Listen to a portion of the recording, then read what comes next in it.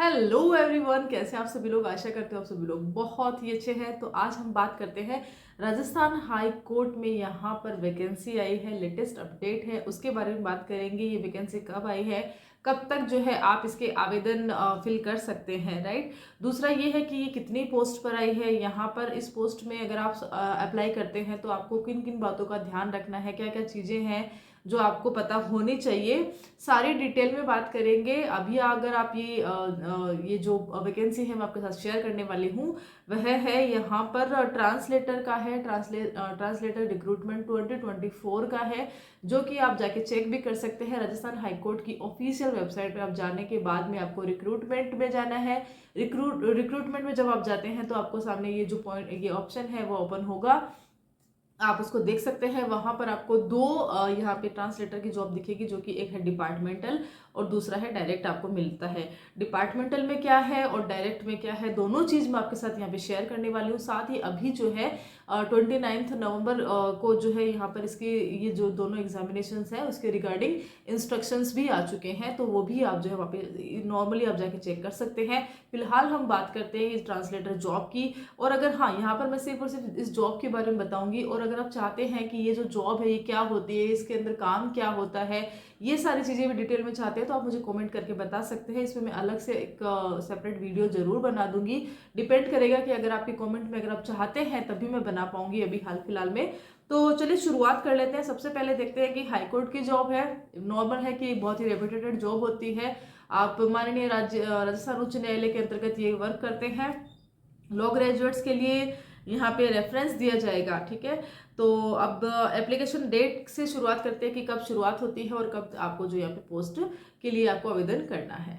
सबसे पहले बात कर लेते हैं इस आवेदन की। तो ये आवेदन जो है हमारे सामने आता है 29 नवंबर 2024 को हमारे सामने आता है, और 19 दिसंबर 2024 तक ये जो है आप इसमें आवेदन कर सकते हैं। अनुवादक की पोस्ट है, राजस्थान हाईकोर्ट की पोस्ट है, और ट्रांसलेटर की पोस्ट है। तो आपको यहाँ पे देख सकते हैं दो तरीके के एडवर्टाइजमेंट हमारे सामने आते हैं, जो कि कंफ्यूजन क्रिएट करते हैं कईयों को कि इसमें एक्चुअली है क्या। तो यहाँ पे डिपार्टमेंटल वाला है और एक जो है डायरेक्ट वाला है, तो हम दोनों को अलग अलग ही पढ़ते हैं। यहाँ पे शुरुआत करते हैं डिपार्टमेंटल में क्या है। तो डिपार्टमेंटल जैसा कि आप जानते ही हैं कि ऑलरेडी जो डिपार्टमेंट में है उनके लिए है, प्रमोशन बेस पे ये जो चीजें हैं वो रहती है। ऑनलाइन एप्लीकेशन यहाँ पे फिल करनी है, यहाँ पे प्रमोशन बेस किया जाएगा। और यहाँ पर की रिक्रूटमेंट जो एक्सपीरियंस है वह अलग मांगी गई है, और जो डायरेक्ट है वहाँ पे अलग मांगी गई है। यहाँ पर डिपार्टमेंट में ऑलरेडी जो वर्क कर रहे हैं उनके लिए रहेगी, तो नॉर्मल है कि यहाँ की चीज़ें थोड़ी सी अलग रहती है, और वहाँ दूसरा जो एडवर्टाइजमेंट है उसकी चीज़ें थोड़ी सी अलग रहती है। तो बात कर लेते हैं एलिजिबिलिटी की। तो आपके पास में ये जो स्टाफ होते हैं जो ऑलरेडी वर्क करते हैं, जो कि जुडिशियल असिस्टेंट की जब जॉब आती है जो उसमें लगे रहते हैं वो लोग रहते हैं, और उसके अलावा जूनियर जुडिशियल असिस्टेंट जो कि अपना 3 साल का एक्सपीरियंस रखते हैं, वो जो है इस पोस्ट के लिए अप्लाई कर सकते हैं। अब जब बात करते हैं ट्रांसलेटर की, तो लास्ट जब ट्रांसलेटर का ये जॉब आया था 2020 में आया था। उस वक्त जिनके भी यहाँ पे ये लगे थे, यहाँ पे ये पोस्ट पे लगे थे इस पे, तो नॉर्मल है उनको 3 साल 4 साल हो गए। तो नॉर्मली कई जो है यहाँ पे इस पोस्ट के लिए अप्लाई करने वाले हैं। तो अगर आपने भी कभी जूनियर जुडिशियल असिस्टेंट या जूनियर जुडिशियल असिस्टेंट का यहाँ पे पोस्ट के लिए एग्जामिनेशन दिया है, तो ये है कि आप जब भी देते हैं तो स्टार्टिंग में हमें लगता है कि इसकी सैलरी भी कम है, इतना हाई लेवल का नहीं है, ठीक है। लेकिन बाद में जब इसमें प्रमोशन होता है तो आपको यहाँ पे बहुत सारी अपॉर्चुनिटीज भी आपको सामने दिखाई देती है। तो खैर डिपार्टमेंटल में ये सारा रहेगा कि इनके लिए रहता है मेनली। और यहाँ पे पे स्केल के भी बारे में बताया गया कि अगर ये लोग करते हैं तो इनको पे स्केल यहाँ पे कितना दिया जाएगा। तो 37,800 से 1,19,700 तक का यहाँ पे रहता है। पे लेवल जो लेवल 11 का एक है वो यहाँ पे दिया जाएगा। और अब बात कर लेते हैं इसकी स्कीम की, कि जो इसके एग्जामिनेशन स्कीम रहता है, सिलेबस रहता है, वो क्या रहेगा।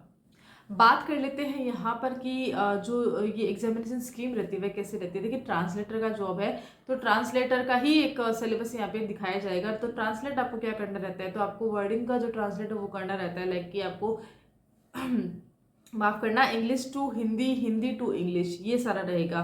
पेपर 1 रहेगा इंग्लिश टू हिंदी। कितने मार्क्स का होता है, 100 मार्क्स का होता है। 55 मिनट का आपको यहाँ पे समय दिया जाएगा। इस तरह से आपको ये कंप्लीट करना है। दूसरा पेपर सेम इसका उल्टा हो जाएगा, हिंदी टू इंग्लिश हो जाएगा, 100 मार्क्स करेगा, 55 मिनट का आपको यहाँ पे दिया जाएगा। ठीक है, मिनिमम मार्क आपको माफ करना, मिनिमम मार्क 55 लाने होते हैं, 100 मार्क्स का रहता है और 2-2 घंटे का यहाँ पे आपको ये कंप्लीट करने के लिए समय दिया जाता है। तो टोटल जैसे कि मैंने बताया English to Hindi, Hindi to English 100 marks का होता है, 55 मार्क्स आपको क्वालिफाई करना होता है, पासिंग मार्क्स होते हैं और 2 घंटे का ईच पेपर में आपको समय दिया जाता है। चलिए अब बात कर लेते हैं इसकी एलिजिबिलिटी की, डिपार्टमेंटल वाले की एलिजिबिलिटी क्या रहेगी, तो उसके ऊपर बात कर लेते हैं। तो यहाँ पे योग्यता की बात आती है तो राजस्थान हाई कोर्ट में अगर आप अनुवादक की पोस्ट पर आना चाहते हैं तो आपने MA इन इंग्लिश किया हुआ होगा 60% मार्क्स के साथ में। यहाँ पर जो है नहीं, आपने MA इन इंग्लिश मांगा है और उसके अलावा आपने परसेंटेज का यहाँ पे कोई ऐसा बताया नहीं गया है, तो आपका MA यहाँ पे किया हुआ होना चाहिए, तो आप जो है इसके लिए अप्लाई कर सकते हैं। इसमें लॉ का क्या रोल रहेगा, तो देखिए इसमें ऐसा है कि अभी तो जैसे कि 5 ईयर लॉज को बहुत ही ज़्यादा वैल्यू दी जा रही है, नॉर्मली हम सब वही कर रहे हैं। धीरे धीरे 3 ईयर लोग नॉर्मली कंप्लीट हो ही चुके हैं, बहुत कम लोग जो है 3 ईयर लॉज में जा रहे हैं।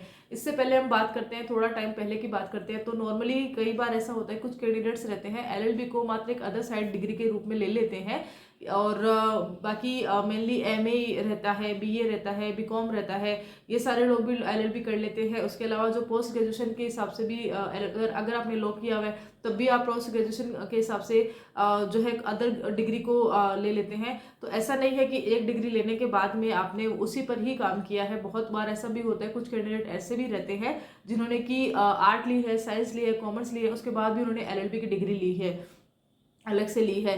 तो इससे होता क्या है कि जैसे इस तरह कुछ जॉब आते हैं जहां पर कि आपने LLB किया है तो उसको रेफरेंस यहाँ पे मिलने वाला है जिसने भी LLB किया है, और अगर आपने MA इन इंग्लिश कर लिया है तो ये जॉब जो है आपके लिए ही है। तो इस तरह से अपॉर्चुनिटी कभी भी कहीं भी किसी भी वक्त आ सकती है। तो अगर आपके पास समय है, आपके पास इतना है कि आप जो है डिग्री ले सकते हैं, तो आप जो है पढ़ाई कर सकते हैं, डिग्री ले सकते हैं, और ये भी आपके ऑप्शन पर है। ऐसा नहीं है कि सभी को कंपलसरी है, जिस किसी को भी लगता है, जिनके पास समय है तो वो ले सकते हैं। तो इस तरह के जो डिग्री, इस तरह के जो ये वैकेंसी अगर हमारे सामने आती है तो हमारे पास ऑप्शन रहता है कि इसके लिए हम जो है पूरी तरह से फिट है, इसको हम जो है इसमें अपना आवेदन जो है हम लगा सकते हैं। तो चलिए अब बात कर लेते हैं आगे। ओके, अब हम बात कर लेते हैं इसके एग्जामिनेशंस की, इसकी जो रिटन एग्ज़ाम होती है वह कहाँ होगी, राइट। हमने फॉर्म देख लिया है, हमने ये जान लिया है कि यहाँ पे डिपार्टमेंटल होता है, डायरेक्ट भी आ रहा है। अब डिपार्टमेंटल में तो वही लोग आ सकते हैं जिनको कि प्रमोशन चाहिए, जो ऑलरेडी इस डिपार्टमेंट में वर्क कर रहे हैं। तो नॉर्मली यहाँ पर ये जो चीज़ें जस्ट इन्फॉर्मेशन उन सभी के लिए है। लेकिन अब यहाँ पर बात करते हैं रिटन एग्जामिनेशन की। तो रिटन एग्जामिनेशन कहाँ होंगे, तो मेनली जो इसके रिटन एग्जामिनेशन होते हैं यहीं के जो जोधपुर शहर है, राजस्थान जोधपुर शहर में होते हैं। और अगर डिपेंड करता है कि इसकी एप्लीकेशंस कितनी आती है, ज़्यादा अगर आती है तो यहाँ पे जयपुर भी एक जो है स्थान दिया जाएगा। और अगर जयपुर होता है या तो फिर अदर जो हमारे डिविजनल हेडक्वार्टर्स रहते हैं ना, तो वहाँ पर भी इस तरह की जो ये हमारी जो एग्जामिनेशंस कंडक्ट करवाई जाएगी। तो इस तरह से रहेगा। बाकी अदर जो भी सूचना रहती है राजस्थान हाईकोर्ट की ऑफिशियल वेबसाइट पर आएगी, तो हमें अप टू डेट इसके बारे में रहना है। और जो भी कोई इस फॉर्म के लिए अप्लाई कर रहा है उसका यही है मेनली कि आप जो है राजस्थान हाईकोर्ट की ऑफिशियल वेबसाइट को टाइम टू टाइम जरूर चेक करते रहे। तो चलिए अब बात कर लेते हैं मेन यहाँ पर। इससे पहले जब हमने बात करी थी डिपार्टमेंटल की तो टोटल वहाँ पे 6 वैकेंसी थी। अब बात करते हैं जो हमें सीधी भर्ती है इस ट्रांसलेटर के जॉब पे, उस पर कितनी पोस्ट आई है। तो उस पर भी 6 पोस्ट है, जिसमें कि एक जो पोस्ट है बैकलॉग की पोस्ट है। टोटल 5 पोस्ट यहाँ पे मैं बता रही हूँ। अनुवादक की है, राजस्थान हाईकोर्ट में कर्मचारी सेवा नियम 2002 के अनुसार यहाँ पर यह जो जॉब है वह बताई गई है। पे स्केल कितना रहने वाला है, तो प्रोबेशन टाइम तक आपको 26,500 रुपये तक मिलने वाले हैं। उसके बाद जो आपकी जॉब है वह 37,000 से लेके यहाँ पे करीब 1,19,700 रुपये तक की दी जाएगी। पे लेवल 11 का यहाँ पे बताया गया है। अप्लाई कैसे करना है, एजुकेशन क्वालिफिकेशन क्या है, इसकी एग्जामिनेशन स्कीम क्या है, वह सारी डिटेल है, उसको भी जल्दी जल्दी हम यहाँ पे कवर कर लेते हैं। तो चलिए शुरुआत करते हैं, इसको अप्लाई कैसे करना है, यहाँ पे एज क्या रहने वाली है, यहाँ पे एजुकेशन क्वालिफिकेशन क्या रहने वाली है, इसके एग्जाम कैसे होने वाले हैं, उन सब के बारे में डिटेल में बात कर लेते हैं।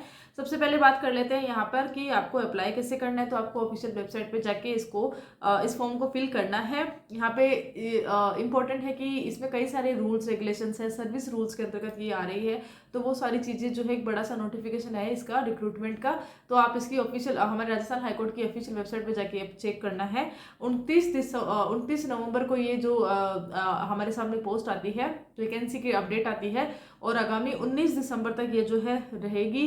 तो आप जो है इसके लिंक पे जाके अभी देख सकते हैं। 19 दिसंबर तक आपके पास समय है।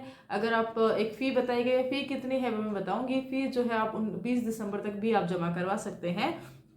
और अदर जोधपुर में ये इसकी एग्जामिनेशंस होती है। बाकी अदर अगर लगता है तो अब जैसे मैंने बताया कि अदर डिविजनल हमारे जो हेडक्वार्टर्स है वहाँ पे दी जाएगी। बात कर लेते हैं जनरल कैटेगरी की, तो 750 रुपये के लिए है, और अगर आप अदर स्टेट से भी यहाँ पे अप्लाई करते हैं तब भी आपको यहाँ पे 750 रुपये देने होते हैं। और सबसे अच्छा है कि ऐसा नहीं है कि राजस्थान लेवल तक ही आप जो है यहाँ पे अनुवादक की जो पोस्ट है उसके लिए अप्लाई कर सकते हैं। बाहर भी अगर आपने MA इन इंग्लिश कर रखा है और आप चाहते हैं कि आपको राजस्थान हाईकोर्ट में अनुवादक की पोस्ट पर आना है, तो आप जो है इसको अप्लाई करिए।